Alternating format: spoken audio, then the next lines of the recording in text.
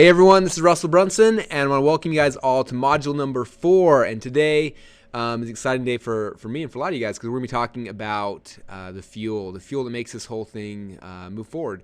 And what's exciting, if you guys remember during the initial training call that we did when we kind of launched this, we talked about how you don't need a ton of traffic to make this whole thing work. Oops. Hold on, I'm letting one of our other presenters in here really quick. Okay, so we talked about how the fact that we don't have to have a ton of traffic to make this whole entire thing work. You literally can replicate kind of what we're doing with just a few hundred clicks a day. And so what I'm going to be showing you guys today is kind of two things. I'm here with my partner in crime, John Parks, and he's the guy on our team that runs all of our Facebook ads. So we're going to show him. He's going to show some of the stuff that he does to drive leads in for us, and then I'm going to be showing some of the stuff that I do on my side. But know that on top of this, any of the different traffic generation methods you're currently using will also work.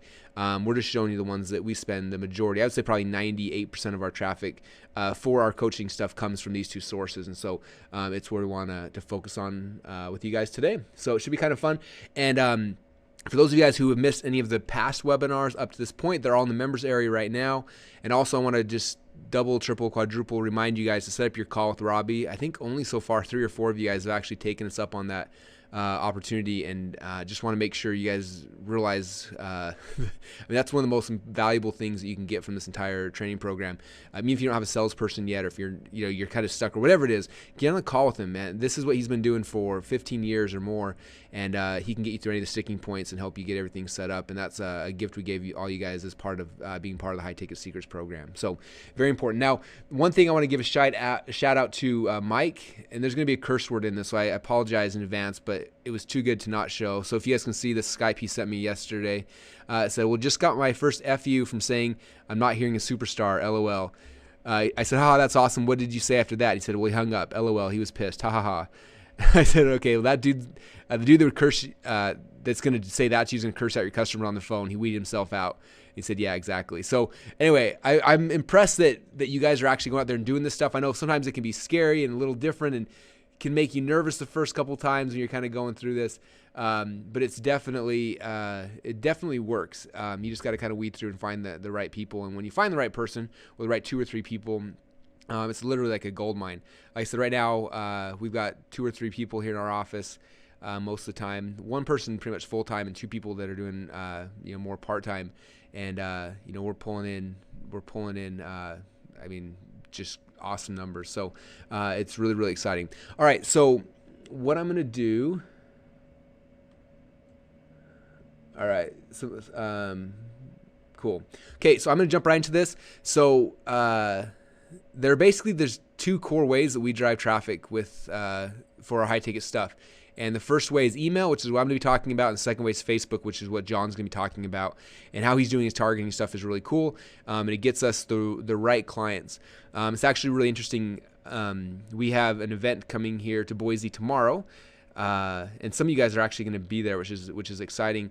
But if you look at when we kind of relaunched this whole coaching program, we from day one, we said, look, when we do this, we want to attract a certain type of person. I don't want to be working with brand new beginners. We want to be working with people who have existing businesses, who are, the right type of person. So that was kind of one of the things we put out there. And I look now, it's been 4 or 5 months since then, and we have 50 people coming.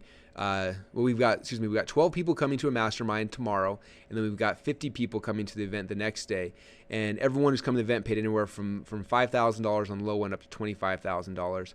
And they flew all the way to Boise, Idaho, which is not like I love Boise, but it's hard to get to, and it's hard to get a lot of people here as well. And so it's just pretty exciting when all said and done to see that the stuff we're talking about, it works.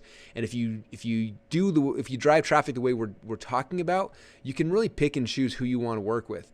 You don't have to work with anybody. You can just engineer exactly the type of person that you want to work with. In fact, I'm working on my slides for my thing tomorrow, but this is kind of a cool one I want to show you. Like when we were putting this whole thing together, I said, who's my dream client? And I went to Google Images and I typed in my dream client. I said, Julie, and I said, she's successful, she's driven, she has a message she wants to share. She values her personal growth over just making money. She wants to grow herself and grow other people. And she's already got a business making 5 figures a year. That was like my dream client. And I put that out there. I went to Google Images. I typed in Julie, successful businesswoman. And this is one of the images that popped up. And I said, boom, that's Julie. That's who I want to be working with. That's who I want coming to my events. That's who I want to be coaching on the phone. She's my dream person. And so that was that was my female avatar. And then my male one was a guy named Mike. Again, I went to Google Images. I typed in Mike, former athlete, business owner, something like that. And this is a picture that popped up. And I said, that's the guy. That's who I want to be working with. And again, Mike, some of his characteristics is he's a former athlete. He's changed someone's life in a small way, but wants to share it with more people. Again, he values growth over money, and he already has a business that's doing at least 5 figures a year. So I engineered who we wanted to be working with, and it's going to be fun as I go through the event tomorrow and then the next, basically 4 days of mastermind and 3-day event. The room is full of Mike and Julie's, and so we kind of were able to pick who we wanted and reverse engineer that and find the perfect client. And for you guys, it should be the exact same way. Don't go and start selling something just because you can sell it.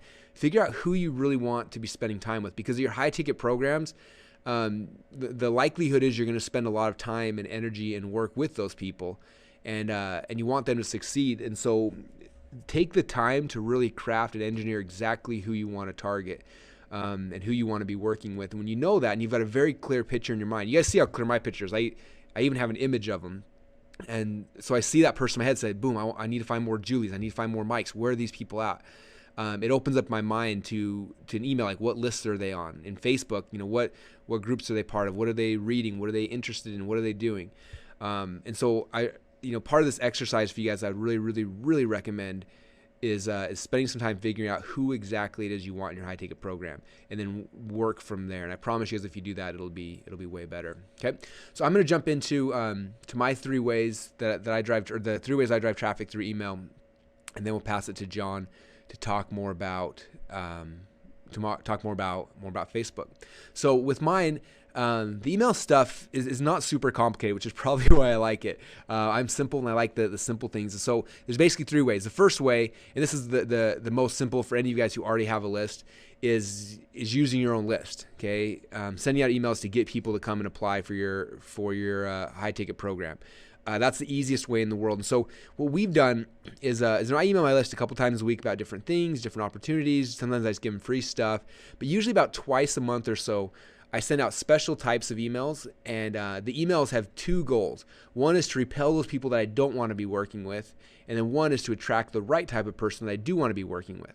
Now, if you've been on my list for a long time, you've probably seen these emails go out every once in a while, and a lot of times you're probably like, that's a weird email. Why would he even send that out? And the reason why is because it keeps fuel coming into our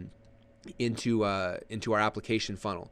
And so if you've got an existing email list, a couple things. First off, you should build into your sequence. Somebody buys any of your products that maybe on day 4 or 10 or something like that, you have some email series in place to get that person from whatever they bought into working with you as a coach. Okay, like a need help sequence. Like, hey, you need help? We got this really cool program where you can work directly with me to help you implement this stuff. If you're interested, come apply here. Okay, and having that in every sequence is very, very important. But then long term, just again, once or twice a month, we send out these emails. And now in the future, because you guys are all on my list, in the future you'll see these and you'll be like, oh, that's what Russell's doing. And so I want to show you guys an email I sent out to our list about a month ago. Yeah, about a month ago. And so far from this email, we've generated well over $100,000 in sales. I would say if I was to sit down and track back every single application, I'd say probably closer to $120,000, $130,000 in sales from one email I sent out to my list that was just kind of fun. Okay, who here wants to see that email? If you doesn't want to see that, you can wade through all the emails I've ever sent and try to guess. Just let me know. If you do want to see it, let me know over there in the question box. Say, yes, Russell, I want to see your magic email. All right, cool. It takes GoToWebinar a second to show up sometimes. Okay, so this is the email, and I'm going to read it to you guys because I think it was really fun. So the subject line, some of you guys may remember this. It says, true story, he flushed $20 million down the toilet today. Any of you remember that email? So let me read it to you.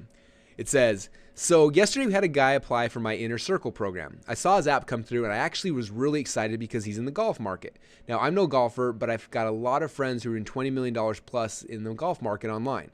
Now, I saw his product and I knew it was a home run. So the coach who was going to call him back asked me for my opinion on his business before she called him. And I sat down for 10 minutes, and in that 10 minutes, I pulled up first his 3 major competitors. Second, I showed her every site that they were successfully buying traffic from. Third, I showed her the top 3 converting ads for each of his competitors. And fourth, I showed her the sales phones that were converting and the main reason why his was not. I then showed her 2 media buyers I would use if I was in the golf market, both who can send over 1,000 sales a day consistently. And armed with this information, she called the guy up. He was a little cocky, and rightfully so. He'd sold over 100,000 units of his product on TV. Yet for some reason, he couldn't figure out this pesky internet thing. So started sharing with him some of my ideas, and then he stopped her. Look, I've read 20 books on internet marketing. There isn't a single thing that Russell could teach me that I don't already know. So she tried to explain to him, look, you could read 1,000,000 books on jiu-jitsu, but that's not going to help you in a street fight. Now, I thought that was pretty funny, but what happened next was just sad. He said, well, Russell doesn't know anything about golf, and then he hung up.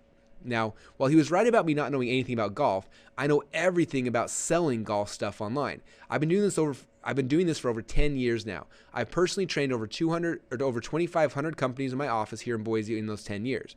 I've worked with a lot of golf guys and even one golf gal. Now, I've worked with people in just about every market I can think of except for bowling. I've never had someone teach bowling come to me, which makes me sad because bowling is my 3rd favorite sport behind wrestling number 1 and jiu-jitsu number 2. Anyway, for about everything I can think of, for about everything else I can think of, I helped map out a funnel, show them what they were doing wrong, introduce them to my media buyers, and show them what sites to buy ads on and what they should be spending to acquire customers in their specific market. I then usually intro them to the gurus I know in those areas, which after speaking on Dan Kennedy's stages for 6 years, I got to know most of the gurus in most industries, and it makes it easy to find connections for those people. Those are things you can't learn from a book. Those are things we bring to the table for our inner circle people. My goal for them is not to teach them more stuff, it's to make them more money. Anyway, if you got a golf product, let me know because I've got a killer $20 million a year blueprint that this dude just flushed down the toilet because of his arrogance or his ignorance. Either way, he lost out. So you can just plug in and run with it. Or if you sell, well, almost anything else, I'd love to help you out with that too. Our next Inner Circle meeting is here in Boise in May. If you'd like to come, you've got to act fast. You can apply here. Oh, and we only accept cool people. If you like to flush money down the toilet, please don't apply. Thanks, Russell Brunson. Okay, do you guys like that email? You notice a couple things about it. I was trying to do 2 things with it, right? One was I was trying to repel the people I don't want to work with. Okay, I don't want to work with people that think they know everything. Okay, and I pretty much spelled that out. Okay, I don't want to work with people that are going to be high maintenance. I do want to work with people that could benefit from this kind of stuff, right? Benefit from mapping out a funnel, show them what they're doing wrong, introduce them to media buyers, show them what sites to buy ads on and how much they should be. Like, those are the things, like, if somebody comes to me and those are the issues they have in their business, man, I can work magic with them, right? And so that's the kind of person that I'm attracting. So I sent this email out. What was interesting is the applications that started coming in, I recognized a lot of them. A lot of them were gurus in the internet marketing space. A lot of them were gurus in different industries around, and just it attracted the perfect person. Like I said, we sold 4 people from this email at $25,000. I think we sold 2 or 3 at $8,000. So that's $120,000 to $130,000 we made from this one email. And I think it brought in about 50 or 60 applications. And I know at first, when I first sent this out, I was like, what if I get 100 or 300 applications? We're not going to be able to handle it. But I think it does a good job of not attracting everyone, right? I never talked about getting rich quick. I never talked about, it's the easiest thing in the world because that's not the kind of person I want to attract. Okay. My customer avatars, Mike and Julie, that's not what they're looking for. Okay. What they're looking for is this. They want to figure out how they can scale their business. And that's the kind of person I wanted to attract with. And that's what this did very, very well. Okay. So if you ever see me send out emails like that, they're kind of me just telling these little stories. It's exactly what I'm doing. Okay. And so if you want to know, we call this style of email, we call it our daily Seinfeld emails. Okay. And I could do a whole in fact, I'm doing a training this weekend on that whole concept. But kind of where I learned it from is there's this guy, he's one of my friends now. His name's Ben Settle. If you go to bensettle.com, this is probably the best example. If you just click on the no thanks link, we should subscribe to get on his list. But if you're not, just click no thanks. It'll take you over here to his blog. And what Ben is good at is every single day since I've ever joined his list, he's never failed to ever send an email. What's interesting is that Ben only has one thing that he ever sells. He sells a $97 a month continuity program, and that's it. And every single day, he promotes that exact same thing. And what's interesting is if you get on his list, you'll notice every day he sends an email. Every day he sends an email, and he just tells like these dumb little stories about something that happened that day. And then he's like, oh, by the way, and then ties it back into his email players club. Okay, so when I got on his list, at first I was like, this is cool. And then after about 2 or 3 weeks, I got annoyed that every single time he was kind of pitching me for this thing. And I remember it got to the point where every morning I'd get up and I'd read his email. And I got like just frustrated and angry. And I was like, oh. And then one day I sat back and I said, wait a minute. I said, look at what just happened here. First off, I'm reading every single one of his emails. Second off, look at the emotional response these emails are causing me. And third off, I said, you know what, I gotta go buy it. And I went and bought his thing because of that. Okay. And so for you guys, I'd recommend, what's cool about Ben is every time he writes an email, he sends it his list and he posts it on his blog here. So you can literally read every email he's ever sent in the last like 10 years. And so you can kind of see the style. But this is what I call Seinfeld emails. It's kind of like the show Seinfeld. Like the email's not about anything. It's just kind of like, it's an email about nothing that somehow ties back to your main thing. And you'll be amazed at like when you're trying to sell people into like going and apply, it's really hard because you're trying to, there's this, as you've seen throughout the entire process, right? From the way we write our ads to the way that the sales process works. I showed you guys with the application page and the homework page, then the 2-step phone script. Like everything is being built up to position and posture you as this guru who is very hard to get to. So if you're sending your emails to us like, hey, come apply, and you're trying to get people to apply all the time, it just doesn't, it breaks the positioning we're trying to create with everything else in this funnel, right? But you do it this way where you're just telling stories about cool stuff and like, hey, this is what I do for our inner circle people, okay, or whatever you call your program. It comes off less desperate and more like, man, like very exclusive, and it makes you want to ascend up to and be like what they're talking about. Okay, so again, I would recommend joining his list and just reading all these emails he sends out. And I promise you, at first you'll think it's cool, second it'll annoy you, and third you'll be like, dang, I got to do this to my people as well. Okay, so I don't send out a daily email like this. I probably will in the future. But right now I just send out, like I said, about every other week or so I send out emails because that's as many leads as we need. If we had, we can't handle more leads, and I don't want to grow past 2 or 3 people. And so because of that, that's all we're doing. If I wanted to grow a team of 5 or 6 sales guys, I'd probably send an email every day, just like Ben does, and just keep getting people from your own list converting over consistently. Okay, so that's kind of the first strategy here is with your own list. Okay, so if you have a list, it's very good. Okay, so good question. So someone said, would your pitch kind of like? So Ben said, like, let me find one. In fact, I wonder if I can search. My favorite one is this one, Beavis and Butthead. Like, I think this is the one that I read that got me to. He's got a lot of Beavis and Butthead ones. Here it is. This is the one that got me to sign up for his email players club finally. So the subject line said, "Here lies the guru fanboy. He never scored." I was like, what?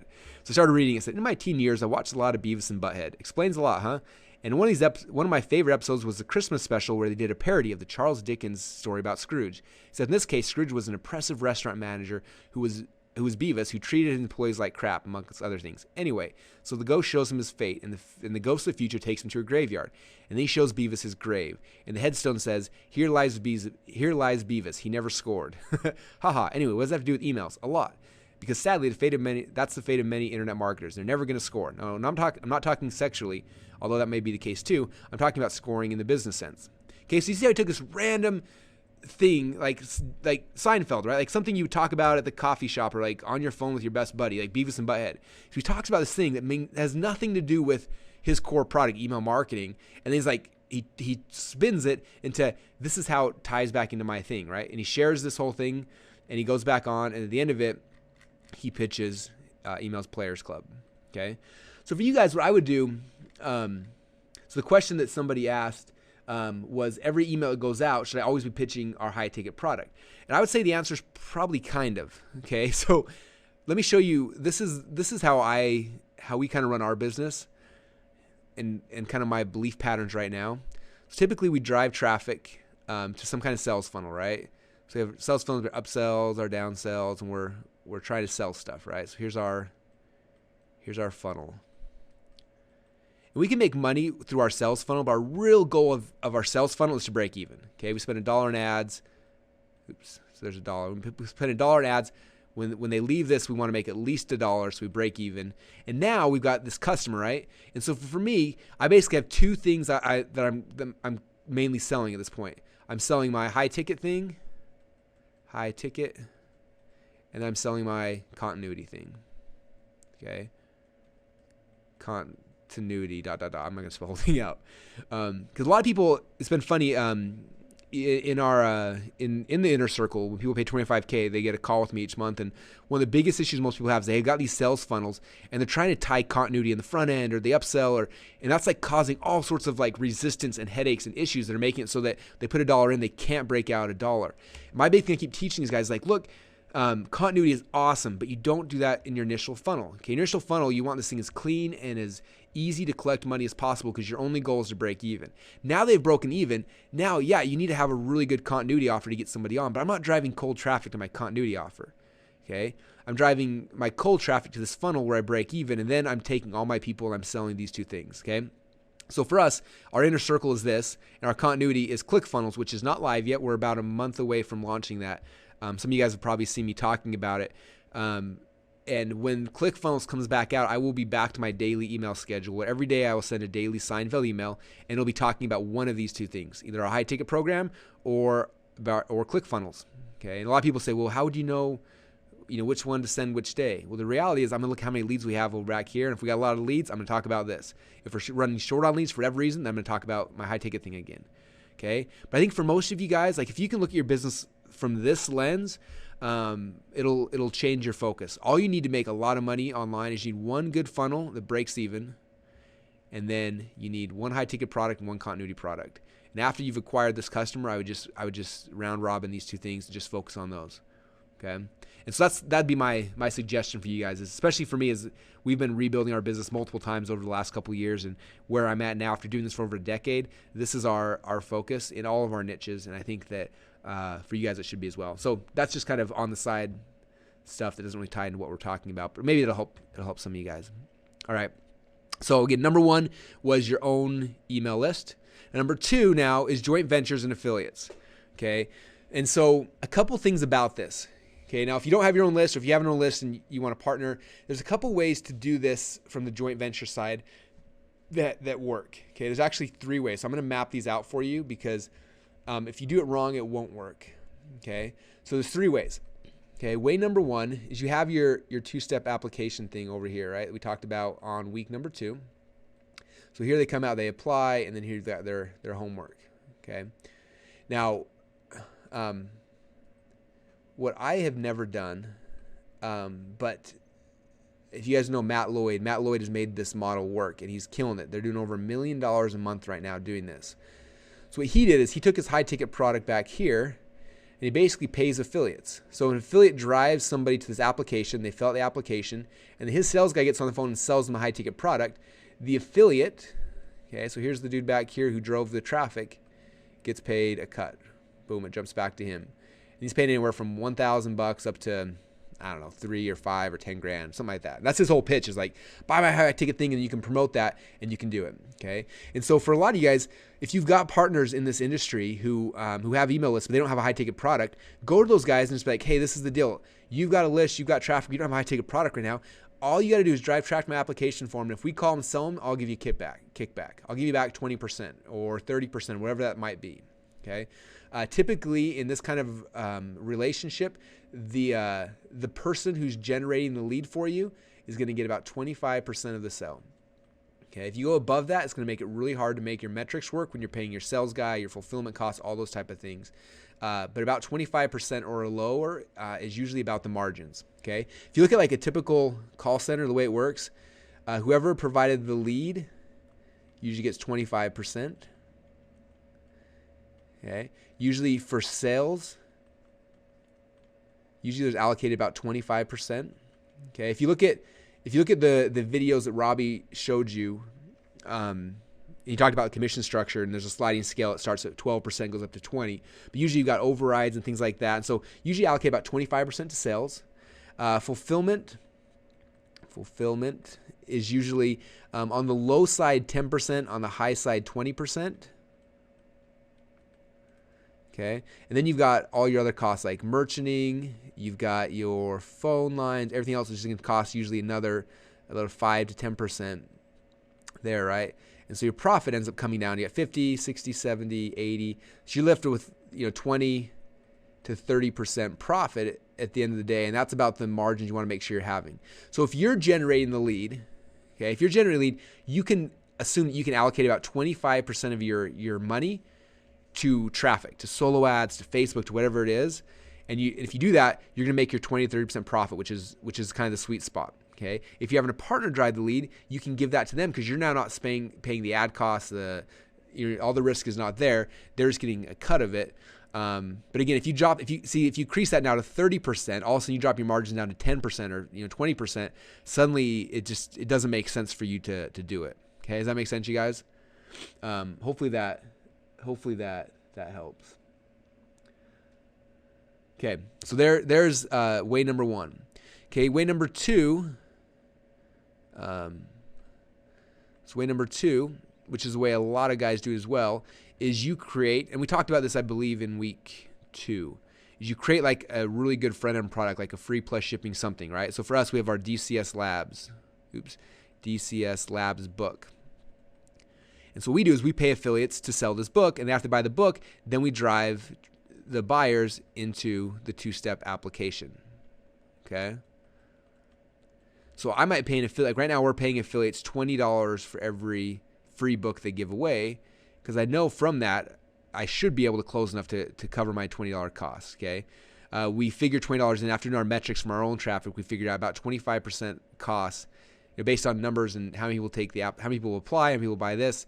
If we get $20 per book, then we're at about 25% of our profit. So that's the second way. Then you can get affiliates to promote your free front-end offers. Okay, and then the third way, and this is the way I don't recommend, but this is for those of you guys who are going to go big with this. This is what I did initially. So when we first set up our call center, we had our little call center here, and we had me who was driving leads into it, and then I had a lot of partners. I had guys like Mike Filsame who drove leads in, and we had Frank Kern, and we had Onyx and Gall, we had Brad Callen, a bunch of dudes we were doing back-end phone sales for. And so instead of them just promoting an application where we then call and sell them, we actually would white label our mini call center. Or it wasn't a mini call center at the time. It became a big call center, unfortunately. But we white labeled this. So we would call on behalf of Mike Filsam, say, hey, I'm calling from Mike Filsam's office. Mike wanted us to offer your coaching, blah, blah, blah, blah, blah. And we would sell it. We would get Mike 25% for the leads. He would just give us all his leads, and we would call him. We would sell a Mike Filsam version. Then we'd sell a Frank Kern version. And then we would just white label our program. And that's kind of what we did at that point. Okay, so again, that's more if you really going to go crazy with this. I don't recommend this. I recommend step 1 and step 2 if you're going to use affiliates. Okay. All right, so that is number 2, joint ventures and affiliates. And then the third way we use email is very simple, is buying solo ads. Now, one thing I want to recommend for you guys is when you're doing this, come back to what we talked about here to your customer avatar, okay? Again, Julie and Mike for us. And if any of you guys know this Julie and this Mike, that would be really funny. I literally pulled them off of Google Images. I have no idea who they are other than that. But I look at Julie and I say, okay, this is Julie. She's successful. She's driven. She's got a message. Where in the world is, what email list is she on? What is she reading? What's she subscribed to? Okay. Now, for some of you guys, if you're selling like business opportunity things, there's a million BizOp solo ad lists you can rent. Okay. It's very easy to get that kind of traffic. But for me, Julie's not on an internet marketing solo ad BizOp list. Okay. But she might be on like theblaze.com. Okay. And I can rent that list. She may be reading, she may be reading health newsletters. Maybe she's reading more business startup things. Maybe she's on Forbes or things like that. Like, what are the sites the list that Mike and Julie, my dream clients, are going to be reading? Let's go to those sites and let's buy ads from them. Okay. And so when you do that, there's a couple different ways you can do it. One is you just go directly to the site and try to buy the ad. Okay. And the other one is working through a list broker. So I'm going to show you guys a couple list brokers we work with. One is Dagan Smith. His site is, let me pull this down for the recording so you can see it. His site is thehomebusinessagency.com. It's not a referral link. That's just a direct link. So Dagan is really, really good if you have like a home-based business type person. Okay. I used to spend 20 to 30 grand a month with Dagan until we changed our customer avatar. Again, for a while, my customer avatar was people who wanted to start businesses. And so Dagan's people were awesome. And we got tons of them. Okay.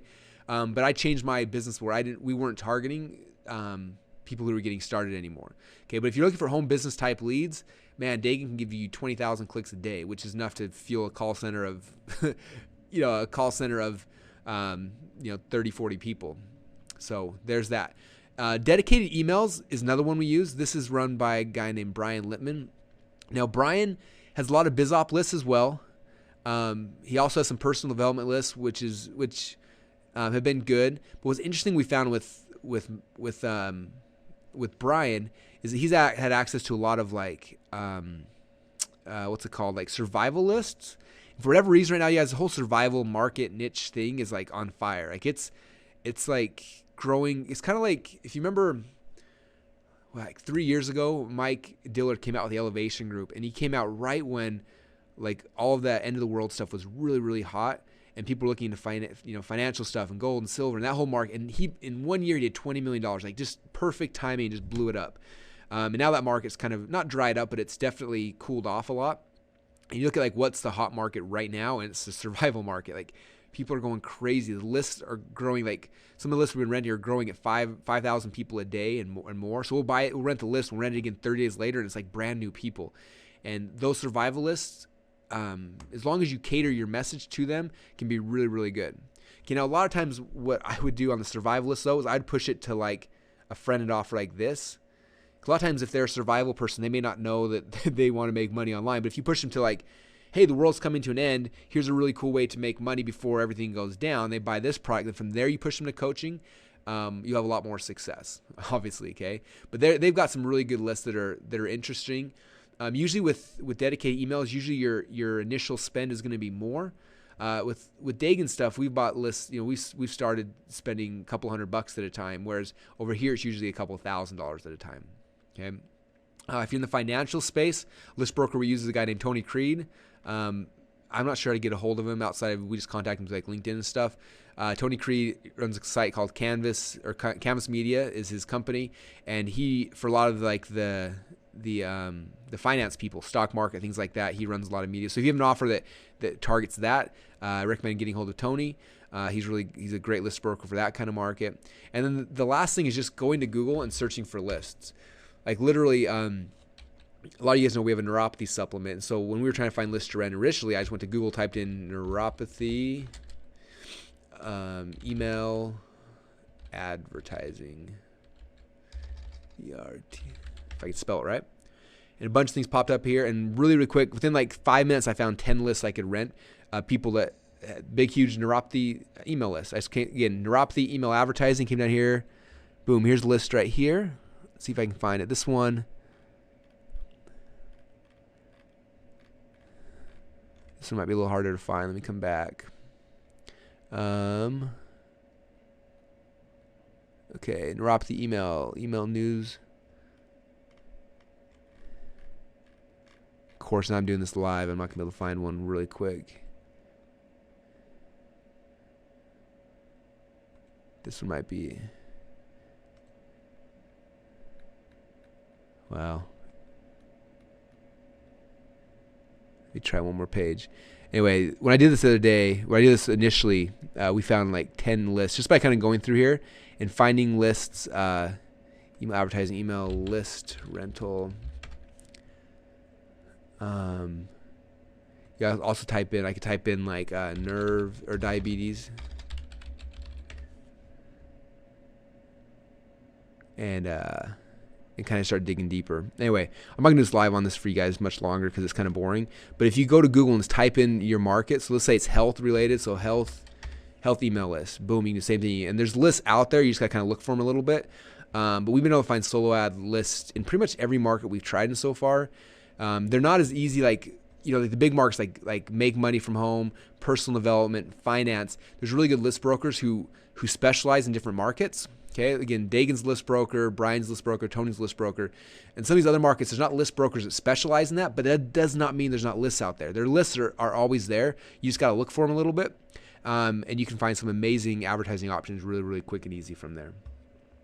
All right. A couple questions coming through here. Are solo ads and email lists to local business owners viable? A company, some professional prospecting system. Yeah, so definitely. So the question is, like if I can't find a solo list online, like can I go to local businesses or whatever? Yeah, so I've got a friend who's a personal trainer, and one of the things I've been working with him on is who else locally here has your customers on it. And so he's going through to like tanning salons, he's going through to like some of the healthy, like the gluten-free shops, things like that, and he's working with those guys to get them to first off start collecting customers' emails, and so he can do cross like swaps and cross promos and rent their list from them and stuff like that. And so far he's had really good success with that. So it's just targeting people who are interested in something specific and finding an email list that they're on. Okay, and that's kind of that's kind of the way it works, and it's pretty simple. So yeah, so that's kind of it, you guys, with the email stuff. And like I said, it's really simple. The very first, if you haven't done this before, the very first time you're gonna get nervous, you're gonna be like, what should I be doing? And it can be nervous and scary the first time, but it's really easy. Like you fill out this form for Home Business Network, you fill out the form, there's some spots you can just buy a list, you buy traffic really quick, or you can contact them, dedicate emails, you can contact them, get a hold of Brian or one of his employees, tell them what you're looking for. Same kind of thing. It's just telling people, this is my product, this is my offer. Do you think this would work to any of the lists you have? And they want you to keep buying, so they look out for you. They'll help you find good lists, they'll help you negotiate terms, all that kind of stuff. And so it's really pretty simple and easy. You just got to go out there and just test it out and try it the first time. All right. So what I want to do now, because email is just half of it, and what I think is even a better option today than ever is the other half of that, which is Facebook. Facebook has really given us the ability to have consistency in our leads coming in. Okay, email is usually you get a big surge of people, boom, really quick, right? Where Facebook gives you the chance to set up an ad and run it, and consistently you're going to get traffic coming over, a day, a week, a month, a year type thing. And so I'm going to pass it over. Sorry, there's a little echo come on there. I think John might have unmuted himself. Cool. So John, I want to welcome you, and I got to mute, so I would spend a little longer introducing you, but I'll probably mute myself. But John runs all the Facebook stuff here on our team, and so I'm going to pass the screen over to him and kind of show you how he's driving ads into our application form, so you have a really good idea how he's doing it, and then you can model it for your stuff. So John, thank you so much for being on the webinar, and let me pass over the screen to you. Awesome. Yeah, I'm excited. I'm going to show you guys what I'm doing here. Can you see my screen? Yep, we can see you. All right, perfect. Okay, cool. I have this control panel. All right.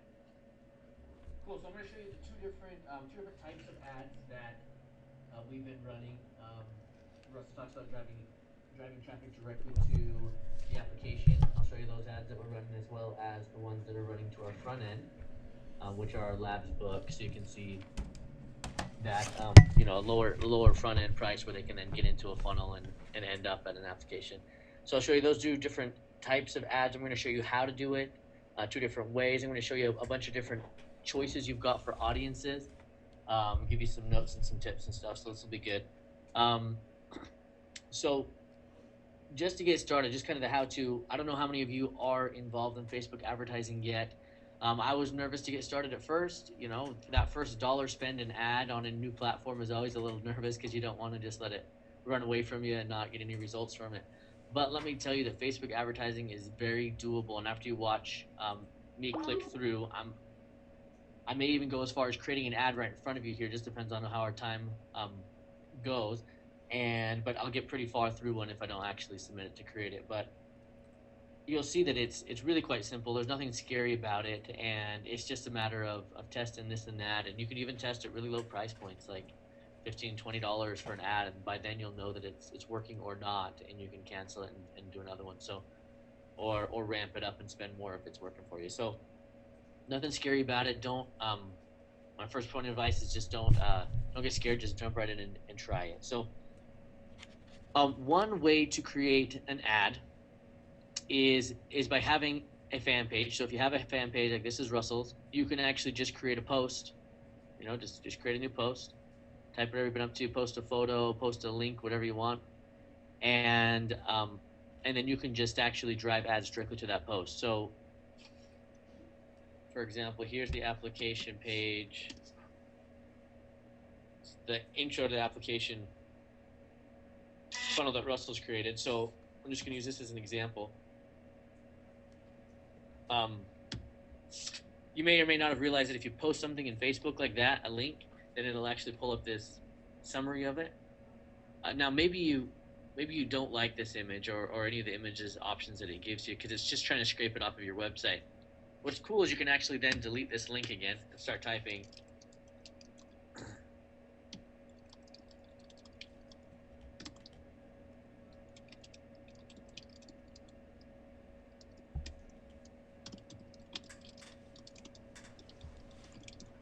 Right, so you can type whatever you want and this stays here, right? And then you can add to this and things like that. But this whole clickable area and everything like that stays here, and you can actually upload an image from your computer. So you can upload, any image that you want. So you find a cool image on your computer, upload it, and it actually replaces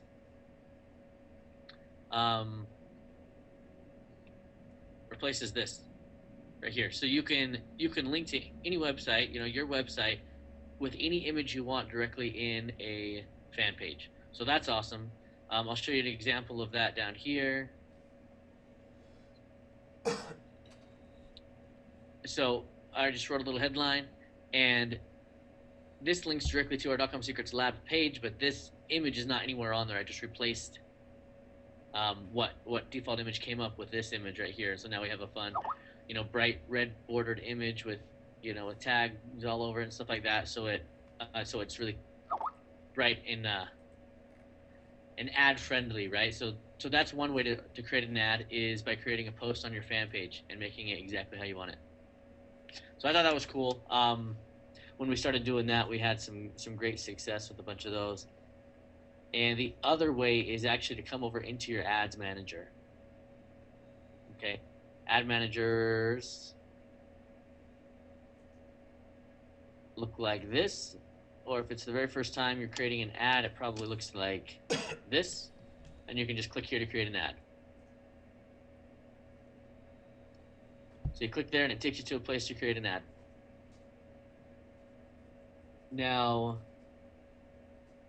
we're going to get into creating an ad here soon, but I'm trying to think the best way. So yeah, let's just do it. Let's just start creating an ad, because then I can talk about the images and the tips I have for you there and options like that.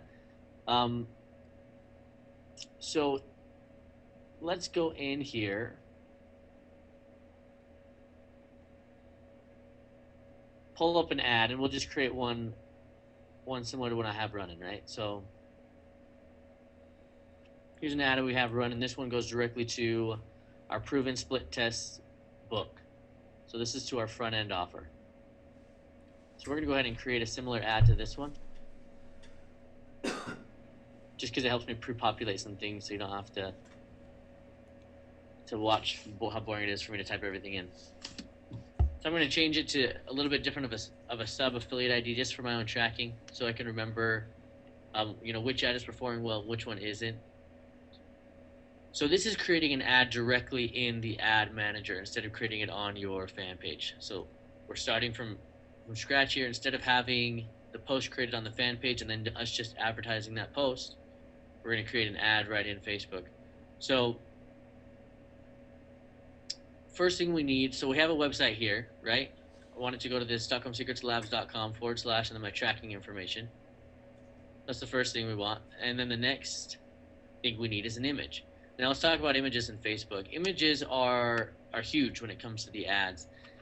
Images are what fuel your ads. If we just pull up, see if we can just get some Facebook here. Your ads that run on the side, these images right here are showing up, and then ads. This is an ad that's running right in the body of the news feed. So I have a couple rules of thumb when it comes to the images. If it's in the news feed, you can be more complicated, you can be more detailed, more artsy and things like that when it's in the news feed. Here's a face of Russell in the middle of presenting something with some blue in the background and stuff like that. So this is it for the news feed. This might not be the best ad for the right-hand side, because there's busyness going on, and and Russell's blending into the couch and stuff like that. On the right-hand side, the images that you want are ones that capture the corner of your eye. I mean, you almost have to do like the peripheral vision test. where you intentionally just let the sidebar sit in your peripheral vision and decide whether or not that image is going to capture my attention so much that my eyes are going to switch from being right here in the newsfeed where all the action's happening, and I actually care to go look in that ad way over here, right? So you're looking for bright colors, you're looking for clarity, you're looking for a single image, something that's really, really not complicated. If we, right, like I don't think that's a good image over there. I don't know what Staples is doing. This one's good, that one's bold. Even if people can recognize your logo enough, you could do a logo thing. If not, then do something else that captures. I don't think that's a very good image right there. If you're into gold and silver, and that's your target audience, I'd recognize that right away. So I think that's a pretty good image. So that's kind of my insight on the images there. So here we are creating an ad. Now what's cool with Facebook images is the recommended size is 600 by 315, but you don't have to match that size. If you upload that size, then the newsfeed image will be a full-size display. If not, it'll actually shrink it. Now, everyone always says the convention is to say go with the recommended size, so you have a full bleed image right there, just a full bleed image right in the middle of Facebook, right? Like this one right here. That's an ad with the full image. But I decided to challenge that conventional thinking and think outside of the box, because sometimes I intentionally, I don't know why, but I found myself gravitating, I'm trying to find an example, gravitating towards a smaller image link. And there's not one here, but we can make one. So, for example, if we use an image from our library that's smaller, let's see if we have a smaller one. That one's probably smaller. Nope, it's not.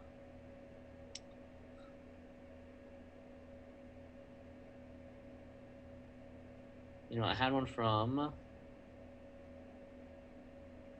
I'll show you a smaller one later. But if you use an image that is it's full bleed, then it's full bleed. But if you use a smaller one, it actually shrinks it, and you get this little tiny block of an image, or a smaller, like 100 by 100 image, and then you get your text right next to it. I know I can show you one right. I know where one is. Right over here. Sorry for jumping around like this, but I come to Ad Manager, and if I run an ad to directly to our Inner Circle page, it should pull up a smaller image for you. I just want you to see the difference between the smaller images and the larger images, so you can tell the difference.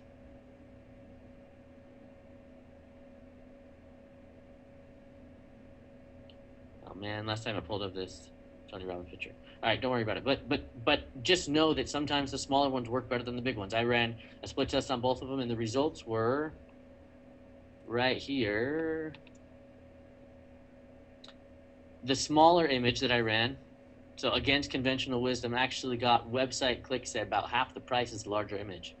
Okay, better click-through rates and things like that. What it does is it creates a little image, puts a border around it, puts the website information right next to it, kind of in a darker shaded, in a box and things like that. And it's just, I don't know, it just worked for that ad. So don't think that you have to follow this size right here. Let's go on and continue creating an ad for you. So you can use whatever image that Facebook pulls up for you. You can upload images directly from your computer. You can browse any images that you currently have. Or the other cool thing that Facebook just added is that you can actually use their stock photos that they have powered by Shutterstock. So let me show you some examples of good ad images and bad ad images. If I just search for a bright color, let's say red, what we're giving away is a free book, right? Free plus shipping book. So what's something really bright that represents maybe a free giveaway? Something like that. That might be a cool image.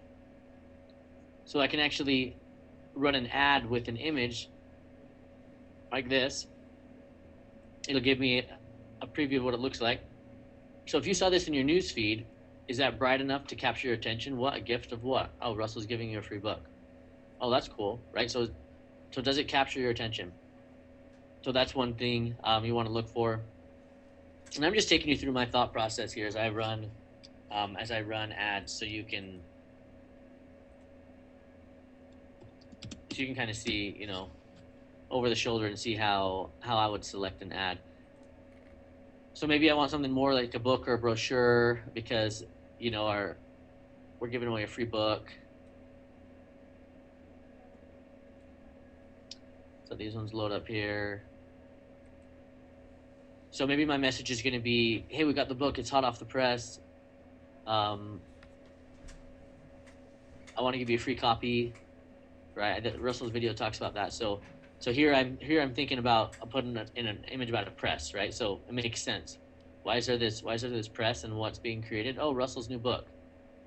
Russell's new book right now. So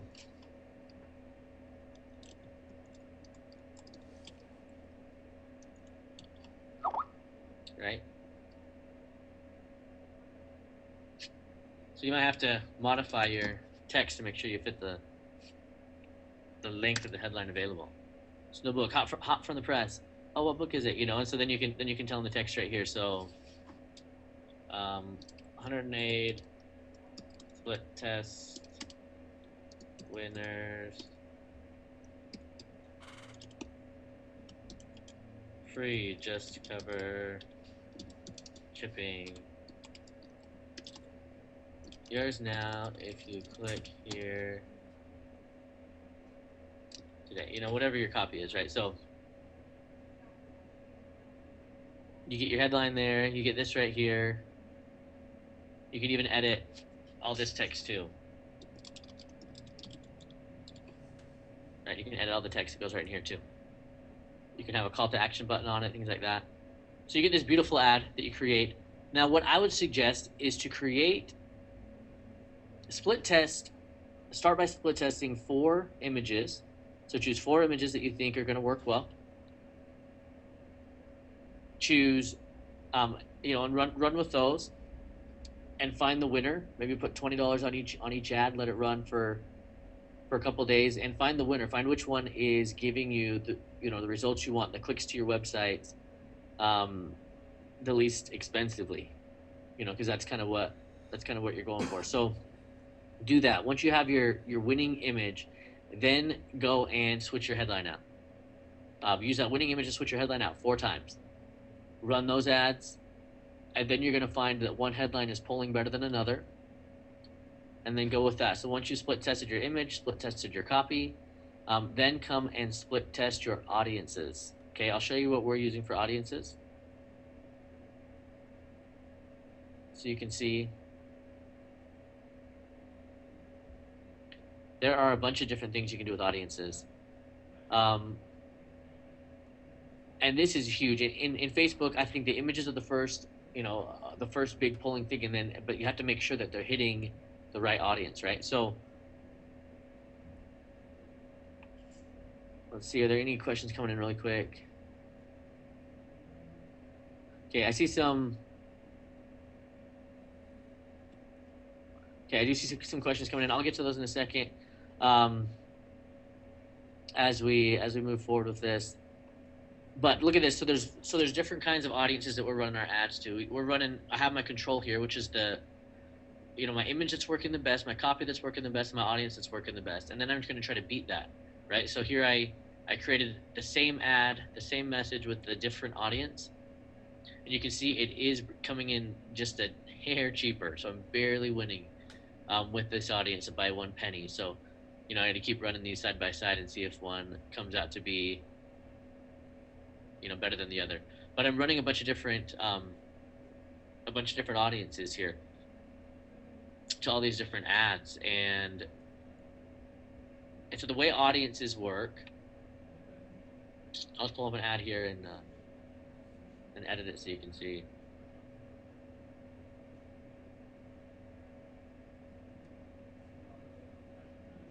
Audiences are really, really fun with Facebook. So you run your Facebook ad to this website with this image, right? You like everything at this point. And then the question is, who do you want to display it to? So I'll take all these off so it'll confuse you.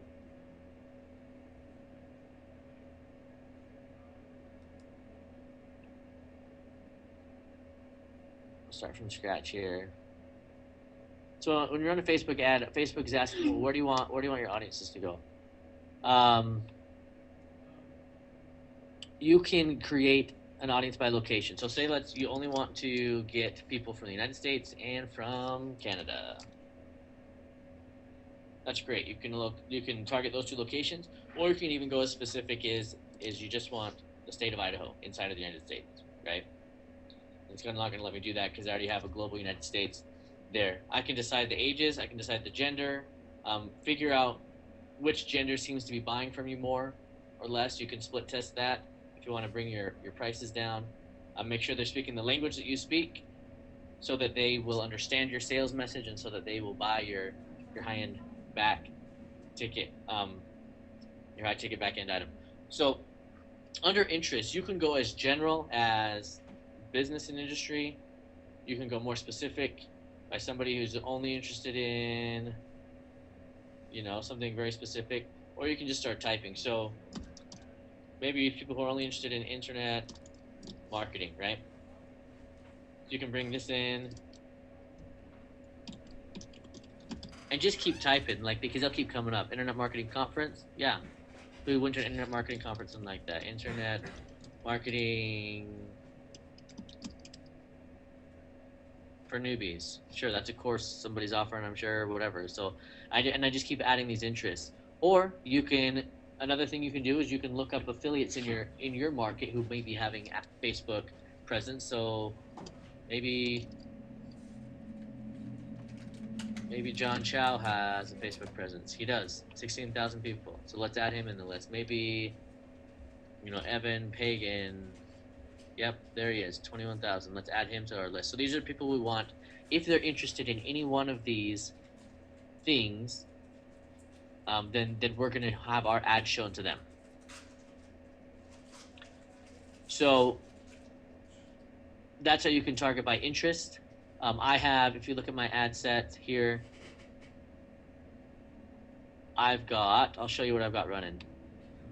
So here I have what I call a mid-broad audience. These are people who are interested in internet marketing, web analytics, internet marketing explained, internet marketing for the living, marketing on the internet marketing guild, keyword research, internet marketing manager, SEO, internet marketing for newbies, internet marketers, right? So anybody who's interested in this really specific market, I've even pulled in some software companies who are in the same industry. So Crazy Egg or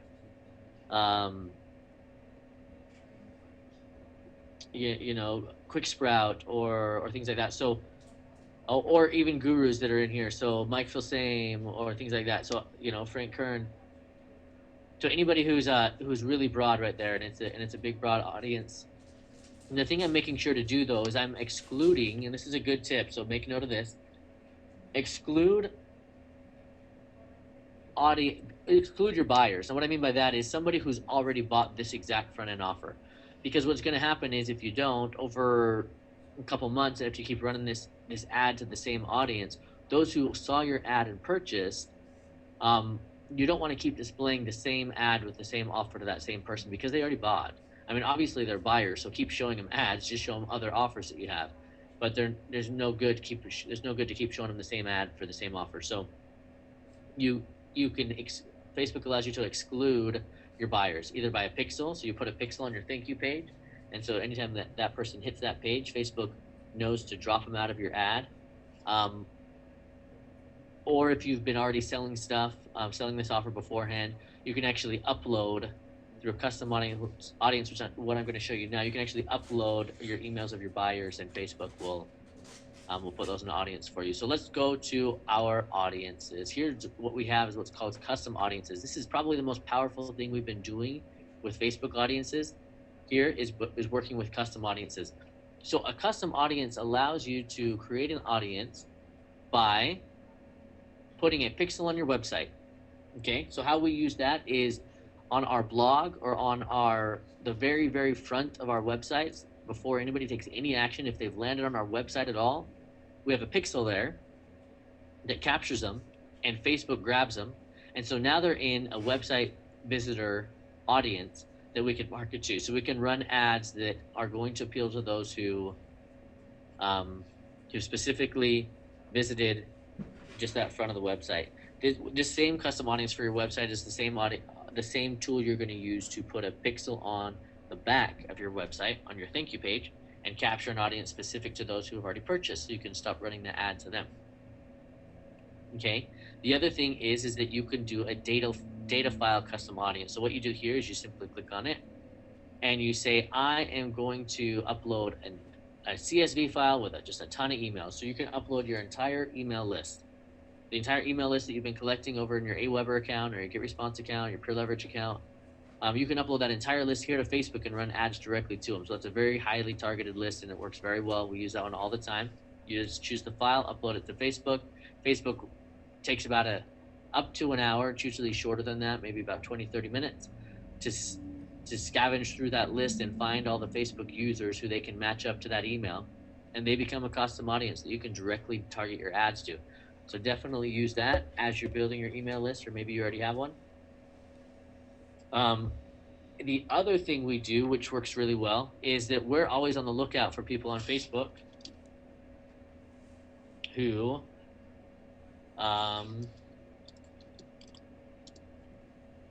have audiences. So here's Crazy Egg Software, which is great for visitors and conversions, right? This is our exact target audience, because our book is all about increasing your conversions, split test book. So here's 5,000 people that we can potentially have as our audience, and target directly to them. So, I mean, who else talks about a similar product? Maybe Mike, Phil, same, right? So Russell's always looking out, as am I, for people or software or organizations who are directly should be our direct target audiences. And what we do is we actually go ahead and scrape all these users, all the ones who are interacting, who are commenting and posting and stuff on these pages, and we're able to add them directly to a custom audience, because with Facebook you can create a custom audience by uploading Facebook IDs. Okay, let me show you real quick, just a really quick demonstration of how we do that. We use a software tool called excuse me, Social Lead Freak. Social Lead Freak is a really simple way to go about this.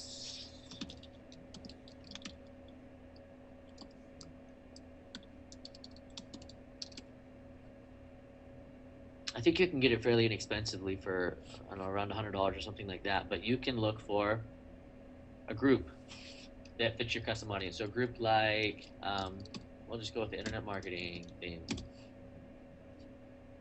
So here it looks up all Facebook and finds all the internet marketing groups and all the members that are involved, and you can actually extract via an API. You can just click here and it'll pull up all those members and give you their Facebook IDs. So you can then come over here into Facebook's custom audiences, upload that custom audience, and you magically have a targeted group to people who are exactly what you want. Exactly your custom audience, whatever it is. So let me talk to you about the difference between groups, events. You can even look up events that are happening, and pages. So the thing with pages, to start with, is that anybody can click like on a page. Maybe you clicked like on a page a year ago and you don't even remember, and you've never been back to that page. Those are obviously less targeted. But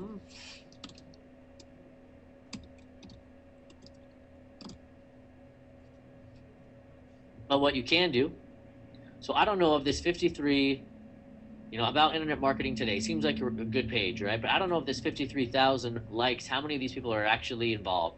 I mean, the talking about count is really low, but what Social Lead Freak allows me to do is actually to extract people who are actually commenting and liking specific posts instead of just liking the page, or people who have just commented on specific posts. So that way I can only grab those who are actually targeted, because I don't want to waste my ad spend on those who aren't engaged in this topic, maybe just clicked like once upon a time. People in groups, on the other hand, tend to be more targeted, because people who are in a group, you join a group because you want to interact in the group instead of just clicking like on a page. It actually is a little bit more of a process to join a group. So group people are more engaged, and I think people from an event are the most engaged.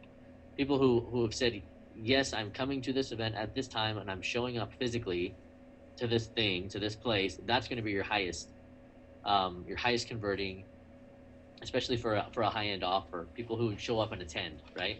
So for your high ticket sales, I think the people who are attending group events are you're going to be the best. So using a tool like Social Lead Freak, or using a tool like, another way to do it is to just what is my Facebook ID? If I got that right. It'll pop out. It'll pop out. I think there's another one too that I've seen. I think it's find my Facebook ID. Yeah, this one right here. So you just put your Facebook URL right in there of your profile and look up, and it spits out your ID, and you can add that to a custom audience. So maybe you're looking for somebody specific, or of 100 people or 50 people, and you can specifically grab them, and you want to show your ad to them because there's something high ticket that you can offer them specifically. You can actually grab their Facebook ID using this free tool online and run an ad specifically to them, which is really great. So that's another thing to do right there. Anyway, so the I guess lastly, what I want to get into. So now that you understand audiences, that you can have custom audiences, or you can just use Facebook's interests for audiences. Either going by guru or by celebrities in your space or things like that, or by going by general interest. Internet marketing is more of a general interest. Evan Pagan is more targeting a celebrity or guru in the group, in the niche.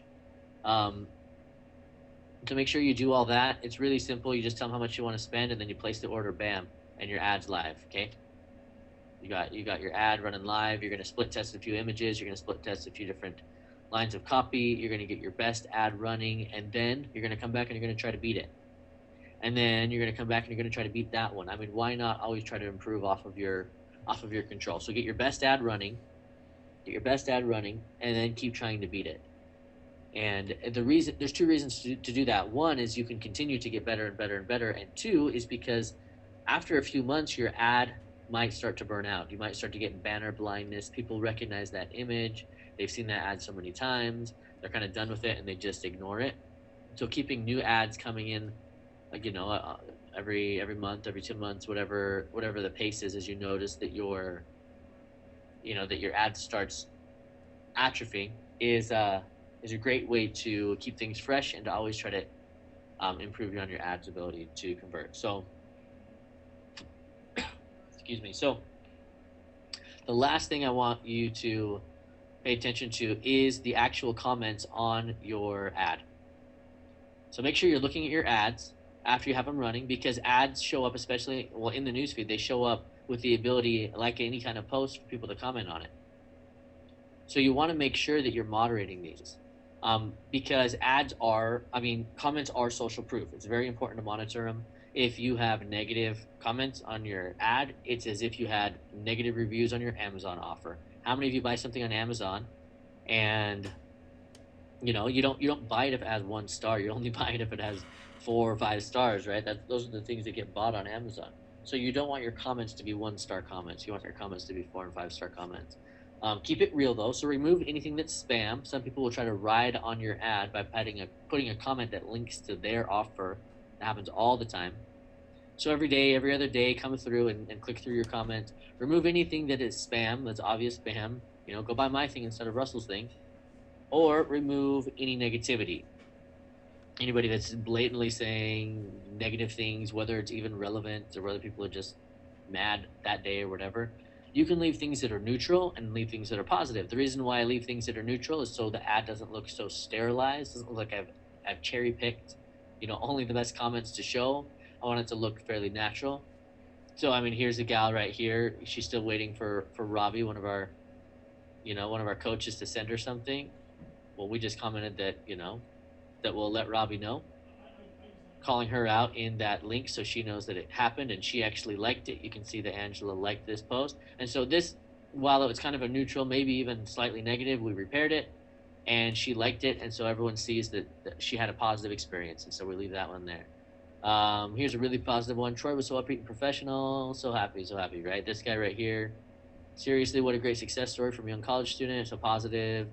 Russell's the best value online. Positive. This guy will change your life. You know, this one, who? Who's Russell? I've never heard of him. So I'm gonna leave that. Why not? People can not know Russell. That's okay. That's a neutral comment. I just leave that on there, right? So, um, anyway, so make sure you're monitoring your comments so that you have, you know, a five star ad. Anyway, so I went over a lot, and there's a lot more you can get into with Facebook. But I guess my first encouragement is just to get out there and do it. Definitely use custom audiences. Target as much as you can. The more specific you can target on your audience, the less dollars you'll have to spend to get that application or to get that website click, to get that sale. So make sure you're honing in as tight as you can on those audiences.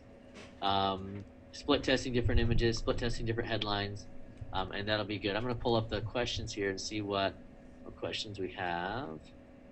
If you have any more questions, go ahead and put them in, and I'll see if I can get to them. Someone's asking, how do you get? Richard's asking, how do you get Facebook to be more predictable? It seems that one day they'll get, 2.4 click through rate. The next day for the same audience, it'll be 0.8.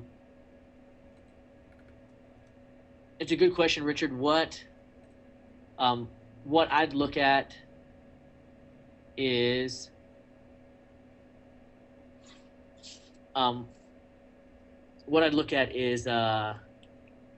if your ads are running. So if they're running on the right hand side, in the right hand side of those little ad images, your click through rate is going to be dramatically different than if they're running in the news feed. So a newsfeed click through rate at 2% or 4% click through rate. That's how many people are clicking on it versus impressions. That's good. Keep those ones running. That's doing good. But in the right hand column, it's going to be a tenth of that. It's going to be a 0.4% just because of where it is. Granted, your cost is going to be cut the same. So I've had more success on the right hand side on some ads and more success in the news feed on some ads. Click through rate is dramatically different on the right hand side than in the newsfeed as expected, but the costs are adjusted accordingly. So try right hand side, try main newsfeed, and once you get an ad that's working and that you get it running, I found it to be fairly consistent. Of course Facebook can make any adjustments they want, but there's one ad that we've had running for I'd say 6 or 7 months without touching it, other than excluding the buyers so that they don't see it again, and moderating the comments. Otherwise, I've just let that ad run, and I keep looking at it every day, and it makes money, so we keep it going.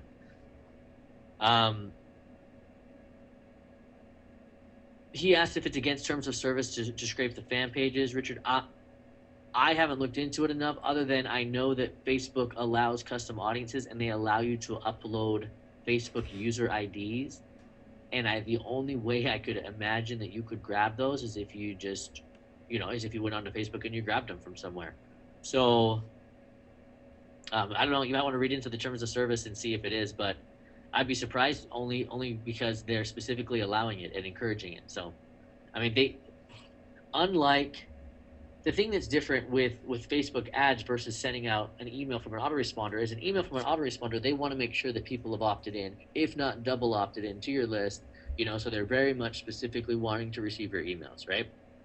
Facebook is happy to show an ad to anybody. It's their platform. They can show an ad to anyone, just like a blog could show an ad, or Google can show an ad to anybody. But what they care about is that their ads get shown as relevant as possible, because it makes the users happy, and it makes the buyer of the ad happy. So they want you to know specifically your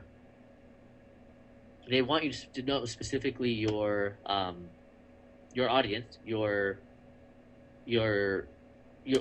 specific Facebook IDs you want to show the ad to, because the more honed in you can be, the more lucrative everyone is. So, and the happier everyone is. So, I don't know. The way I see it is they're kind of encouraging it. So,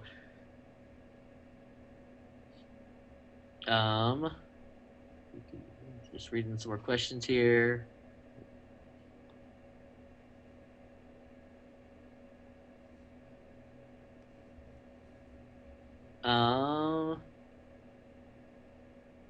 Okay, Dave, thanks for that comment about the Facebook user IDs. And Robert says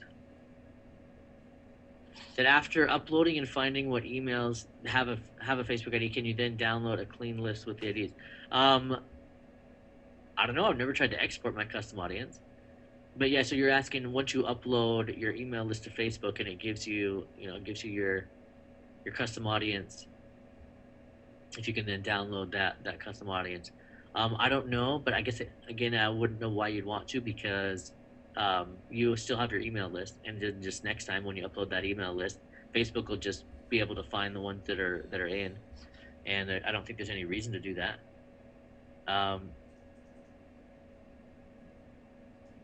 Robert asked, does it matter how large the CSV file is that you upload to Facebook? We uploaded one that was like over 500,000 emails big, and it worked just fine. So I know that size at least works. I don't know of any limit on size.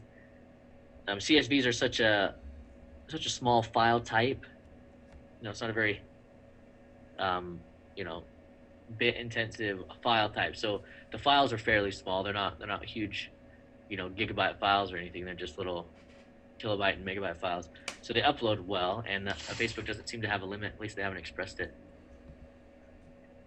So yeah, you can create. Esperanza asked if you can create different ads to split test. You bet. You can create all the ads you want on Facebook. Create, like I say, a good formula that I've seen work for us, and I've I watched over the shoulder as another Facebook advertiser that I respect did the same thing. Create 4 ads just so you don't go crazy. I mean, you could create 40, but why drive yourself crazy? Just create 4 with 4 different images. Run those ads. Find the image that's working the best.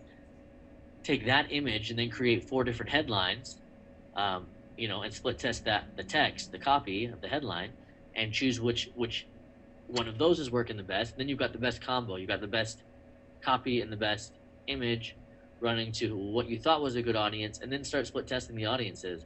So now you've got the best image and the best copy, and then split test a bunch of different audiences and find out the audience that's going to convert the best. You might want to continue running it to variable audiences. Like I've got an ad that's running to 4 different audiences just because they're all converting similarly, and I want to grab all those different audiences. So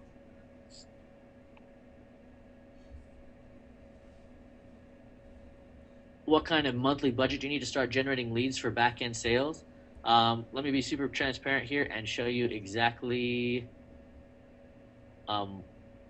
what we're spending to get a direct, what we're spending to get a front-end sale, and it kind of breaks even for us. I mean, I think we're getting more than break even, so we're actually profiting a little bit on those front ends. But we're about $20, $18 to $25 depending on the day, the weekend, whatever, to get one of these labs books sold. But let me show you direct ads to the application page right here. Direct link to a retargeted list, so people who showed up on our website, and we put a retargeted pixel on there. We're showing this ad, and we're getting an average of $21 gets us an application, right? So maybe this will help you set your budget. Directly to this ad, and it's specifically saying join Russell's inner circle. Do you want to work directly with Russell Brunson? So it's very clear what they're going to do. They're going to go work directly with Russell Brunson. We're not hiding anything here. This isn't hiding behind a front end offer or anything, but work directly with Russell Brunson. Targeted to our custom audience of people who are visiting our websites. $21 per conversion.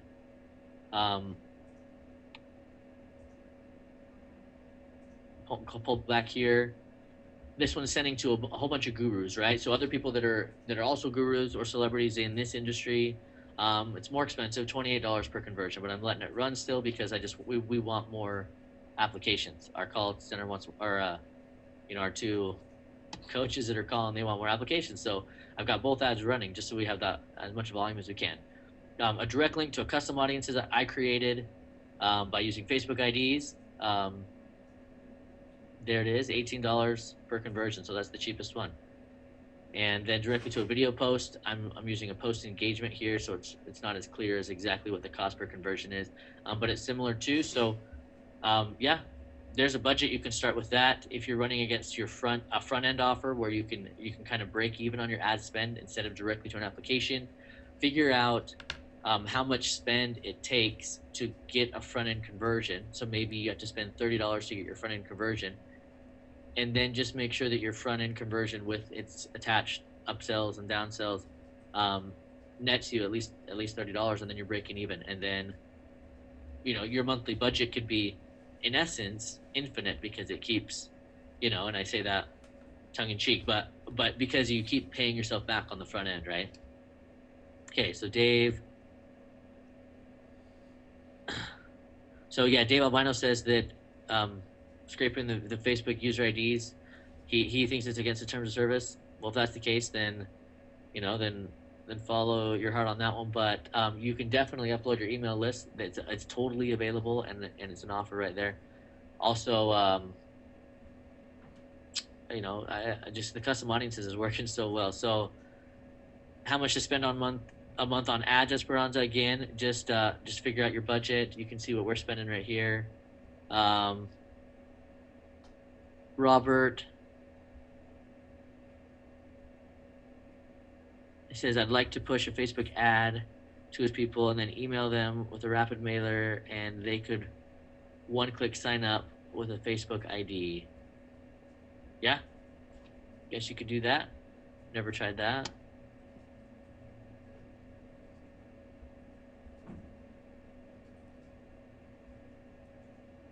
And lastly, let's see, stats you just shared. $20 or higher, is that to get a front end sale or to get an app filled out?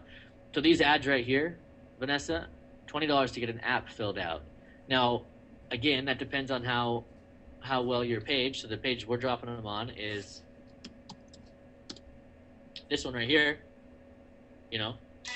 which is video based, and it specifically says application page. We're being really crystal clear here. We're not hiding anything. Apply now to talk to a coach, right? So this is the page we're driving them to, and our ads to those audiences driving to that page are getting us applications for anywhere from $18 to $30. So yeah, that is that. Anyway, thanks guys. Those are all your questions. So I'll go ahead and Russell, you there? I'm gonna turn that time back over to you, and you can kind of follow up here. I think I've gone long enough, so. Awesome. Thank you, John. I appreciate it. So everyone, I hope you guys got a lot of value out of that. Again, you don't have to drive a ton of traffic. As you saw here, we're not driving tons and tons and tons of traffic. We're getting $21 for us to get an application. But then on the other side there, let's see. As I was telling you guys before, I'm trying to get myself to become the presenter again. There we go. If you guys remember on week number, they're all starting to blur together. Week number 1, week number 2, we talked about how much per application. We're on the low end. So if you think about it, we're paying $21 to get an application, and if we're averaging $1,000 per application, is that good or is that great? You know what I mean? It's pretty awesome. And so even if you were to have to spend twice that or 3 times that or 10 times that, as long as you have the back end stuff in place, it sustains itself. And so with us, because we only have, and I remember when we did the initial front end webinar, people were shocked. They're just like, wait, you're making that much money with just 2 or 3 people. And the reality is we don't need a ton of applications. If we can get, we're literally looking at each week, if we can get, 20 applications from Facebook, and if we can get, 30 or 40 applications from email, that more than sustains us. We couldn't handle more leads than that right now if we wanted to. And so it's something that you can test small, and if you're initially doing it, just get 3 or 4 applications, and then put them through the sales process and see what happens. See how many people go and sign up. See what you start averaging per application, and that'll give you a good idea of what you can spend back here. I mean, I would probably say, just for number standpoint, go and buy the traffic to go and get 10 applications. Okay, so maybe it's gonna cost you a couple $100, but that'll give you the ability just to test it and see. And from 10 applications, you should be able to get one of those people to join your high ticket program from there, if you're following the scripts like we taught you guys in week number 3, and as well as all the training inside the members area. So let's see. Okay, question from Luke. So it's Russell. So $30 an application, 40 leads a week, support 2 sales folks, only 1,200 a week spend. Pretty impressive. Yeah, I mean that when you come down to it, you guys, the numbers are really really sexy. It makes. I mean, I look back at like when we had our sales team of 60 people. I almost wish we would have had Facebook because we could have done way better, had more consistent leads and better leads. The other thing that's nice about what John's talking about is the reason why we had to have 60 salespeople back in our old sales force because we were dialing through all sorts of just data trying to find who the buyers were. Where here we can target very, very closely and find out people who are already predispositioned to buy what we're trying to sell. You know, the reason why we're driving directly to the application page is because people who actually fill that out, most of them end up buying because I'm not trying to like trick them into, you know, I'm not cold calling them. I'm saying, hey, if you want to work with Russell, apply here. And they have a pretty good idea that when we call them, we're going to sell them something. And it makes the whole process a lot easier. So we don't need to go and get a whole ton of people to filter and get through all these leads. We just kind of target them directly like that. So very, very good question. Okay, next question is what's the typical conversion on the phone? So again, it's a hard metric to say. What we don't typically look at like conversion, like 1 out of whatever. But what we're looking at, the metric we and I talked about this earlier, was DPL, so dollar per lead. So if I get 10 leads, or if I what's my average dollar per lead? So a lead for us is an application, and again, our goal is about $1,000 application, which is pretty close to where we're hovering. Some weeks we get a little above that, some weeks we get a little below that, but 1,000 is kind of where we're hovering with the application leads. And so dollars per lead, we're looking at $1,000 per lead. Look at what the conversions are. I would say 1 out of 10 is probably lower than what we're doing. We're doing a little better than that. But I think for most of you guys, if you follow the scripts the way that we laid out in the other modules, 1 out of 10 is not unrealistic. Yeah.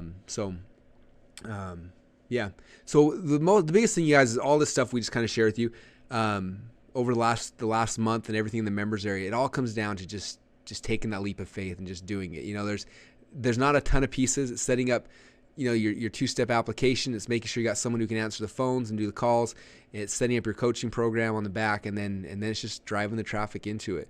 And like we said, it's not a ton of traffic you have to have. And if you do that, you can have a lot of success. It's been fun watching guys like Mike that I showed you earlier, and a couple other people who are doing this, who are hiring. And if you haven't been doing that yet, I want to ask you why not. We had somebody today call and ask for a refund, and it made me. I felt bad for them because they obviously, when we started this program a month ago, they were excited, and then they, for whatever reason, like, it's not for me. And I think a lot of times it's the fear of like, can I do the next step? Like, we've got to go and hire some people and get some people in place and create my program. And yeah, there's pieces that go into it. But man, I want to ask you guys, would it be worth it? If you were making an extra 50 or 60 grand a week from this, would it be worth it? Okay, that's what you really have to look at. I remember when I was in college, my senior year, we had this class. It was a creativity class, and we had to go and make a presentation about something creative we had made.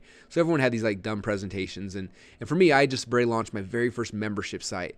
And I remember I had done a bunch of marketing. I had about 300 people paying me $30 a month or whatever, so something like that. And I remember I got up in the class and I showed that process, and I think it was a little more than that because I remember at the time I was making about 15 grand a month off it. And I remember presenting that to the class. And I remember my teacher, my creativity teacher, at the end of my presentation was like, "Do you guys understand what he just did? Like, he just created this thing that's making, that's $150,000 a month or a year, which is more than most people make. And he created that in the last like 30 days during this class." And I remember him like freaking out. He's this little Indian guy, Dr. Murley. He was jumping around all excited. And then he looked at the class and said, "Do you guys have questions for him? Like what questions do you guys have?" And I remember looking out at the class, and everyone had this like glazed over look on their eyes, and they were sitting back in their seats. And one guy raises his hand, and Dr. Murley calls on him and says, "Yeah, what's your question?" And the guy said, "That all seems nice and well, but man, that seems like a lot of work." And I remember sitting back and thinking to myself, I literally spent a month of my time working, after wrestling practice and after college, and so maybe 3 or 4 hours a day of my free time, turn off the TV and actually worked. And in a month, I'd created this asset that was going to make me $15,000 a month for the rest of my life. And I looked at him, and he had just gone through 5 or 6 years of college. He was about to graduate. If he was lucky, he was going to get a job starting at 30 to 40 grand a year. And I remember just thinking, man, that seems like a lot more work than what I just did. I think for a lot of you guys, I want to make sure I stress that to you over and over and over again. Like the amount of work that goes into this is not that hard in the grand scheme of things. You got to find 2 good people who can get on the phone and sell you. You got to set up a program, and then you got to drive a little bit of traffic in the front of it. Okay, it's not that hard, and if you do, 1 or 2 sales a month can change your life forever. And so I just want to really kind of re-encourage you guys and put that out there again for you, and just help you understand that it's going to take a little work. But I promise you guys that when you implement it, it'll definitely be worth it. Way better than spending the next 5 years of your life selling $27 ebooks and hoping to break even on your ad spend. Okay, this is a way to get to cash and to profit very, very quickly. And I know it works. It's worked for us over and over and over again. We've been doing this for 8 or so years, doing high ticket stuff, and this is the way we do it. It works, and it's replicatable. You literally plug and play it into any other business in the world, and now you guys have the tools you need to plug it into yours as well. So very, very cool. So that's about it for today, you guys. I will get this recording up in the members area within the next 24 hours, hopefully. And if you have any questions, again, the number one thing I can recommend is go set up your strategy call with Robbie. It's not a sales call. I told him very specifically he's not allowed to sell you guys anything, which is probably hard for him. But the goal of the call is really to educate and train you guys and give you guys the tools and the resources you need to be able to implement this. And it literally, you guys, you can get set up for a couple $100, have it running, and your very first sale will make you 10 times any kind of investment you put in so far. So let's get it started. Let's get your first program working. Set up your call with Robbie. Get that done. It's in the members area. There's the tab. You click on it. You fill out an application. Not an application, but you fill out like a little form that tells Robbie about you. And then he sets up a time, and you guys have your call, and he will work magics for you in your business. So that's about it, you guys. Appreciate you all. And someone asked how long the high ticket stuff. It'll be archived in the members area forever. We're not planning on ever taking it down, and we will update things as things change. We'll update and tweak so that you guys have always the most up-to-date info in there as well. Awesome. Thanks, everybody. Appreciate you, and we will talk to you guys again very soon.